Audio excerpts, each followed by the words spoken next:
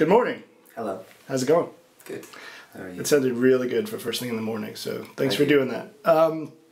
Where are your other bandmates? They can't get up this early? What the hell? Yeah, no, they're back in Ireland. Yeah? They didn't bother coming this time. Oh, man. Yeah. They always leave me on my own. Yeah, I mean, you're like a one-man band this week. I'm assuming you're doing a lot. The album just came out this week, so you're doing a lot of promo, right? Yeah, so I'm over here pushing the album on you people. And I'm going to play a show tonight in the Manhattan Inn. And then in June, I'm going to bring my band back, and we're going to do like a East Coast tour. Cool. So that'll be fun. Yeah. Nice. What's the vibe that you've been getting from the sophomore album? I mean, I feel like there's a lot of, I don't know, good energy that's coming out. I know it just dropped 2 days ago, so it's a really tricky question, but are you noticing a different reaction than, say, the last one? Yeah, I mean, mostly from when we've been touring around Europe a lot recently, and I can sort of feel that the new songs have much more of, it's like more of a physical energy to them, so I think people are grooving a bit more. There's a bit more movement in the crowds, and we still have that sort of slightly sort of cerebral introspective thing to our words, but I think we're letting it go free in a more dancey kind of way. I know your bandmates are kind of leaving you high and dry this week, but I mean, it's strictly a collaborative effort, I would imagine, with the band, right? In terms of the songwriting and putting everything together? Well, the songwriting's mainly me, right? And I do a lot of the arrangements myself as well, but with this album I brought it to the band right before we went into the studio, and we actually rehearsed the songs together, and we kind of made sure they felt good, and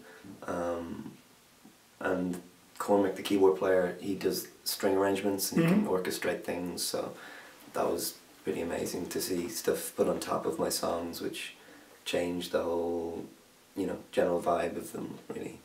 And Tommy, our guitar player, owns the studio we recorded in, so he knows all that technical stuff, so there was a lot of collaboration in the final stages, right, before we went in. Yeah. So in its infancy, does like a song kind of start like what you're doing right now? Just you and the guitar, pretty much, right? Some of them do. Some of them start with me and the guitar, and then some of them are a synthy idea that I had, and eventually I go back to my guitar at the end or something, and some of them are beats, like computer beats that we made, or there's lots of different kind of impetus for each song, and I think it's good to keep it fresh, because I always find that once you start using a sort of a formula, you lose your kind of creative spark. Yeah, it's easy to get just stuck, right? Yeah, doing the same thing. Oh yeah, totally. Works for a lot of people, right? That's true. Yeah. Cha-ching. Yeah, seriously, you guys should totally sell out on the next album. Next albums are selling out. I promise. So, talk to me about the song that you just played. Just the generally how it came about. I had the chorus "Earthly Pleasure" ring out from the rigors of this road. I had that for a long time, and I was singing it to myself when we were on tour, and I always knew it was going to become something quite special, if I do say so myself.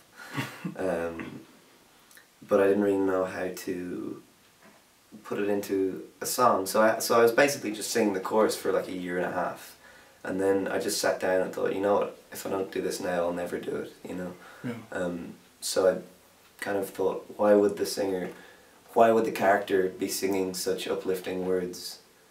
And then that was my reason to write the rest of the song. So I basically started off with the character who's having a sort of a mental breakdown, and then you basically travel with him through all of the journeys that he takes in his mind, and by the end he's sort of come to some humanist, existentialist realization that he needs to just love his fellow neighbour more than some imaginary goddess figure who disappoints him anyway.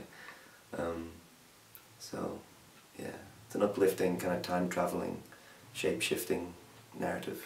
Yeah. Yeah, I mean, for what, 4 minutes, you pack a lot in a song, yeah, right? A lot of words. Yeah. I'm getting my hip hop study. Yeah. Yeah. You should do you could do hip hop as part of the Sellout album. Well, that's our Sellout, right? Right? Jay-Z on there. Yeah. Or lyrically, is it like, is there an element of autobiographical stuff in every song, or is it just kind of... I think there is. A lot of the time, the lines that kind of blur for me between what I don't quite know if there's aspects of myself in them, or if I'm just making up a story because it's fun, you know. Because I actually think when you're making music, self-expression should almost be the last thing on your mind, because that's going to come anyway. You should actually just be focusing on having fun with words and being playful with music and words. And I think if you're being truly playful, the elements of yourself, the fundamental parts inside of you will come out in the songs. And so I think that was my main focus, yeah, for this one. Cool. Awesome, man. Yeah. Good luck with the tour and everything. Thank you. And it's We Are Villagers, right? Yeah, or where evil laggers, whatever way you want to put it. Yeah. Gotcha. .com. And that's the same as your Twitter as well, right? Yeah. No. Yeah. Yeah. No. No. Yes. I can't remember. That's my record label. It's all good. I'll put it in the text in the story. You're off the hook. Cool. And dude, you're here. Your other bandmates aren't. So if anything goes wrong, it's on them. No, okay. It's on them. Cool. It's on them, man. All right, dude. Thanks. Thank you.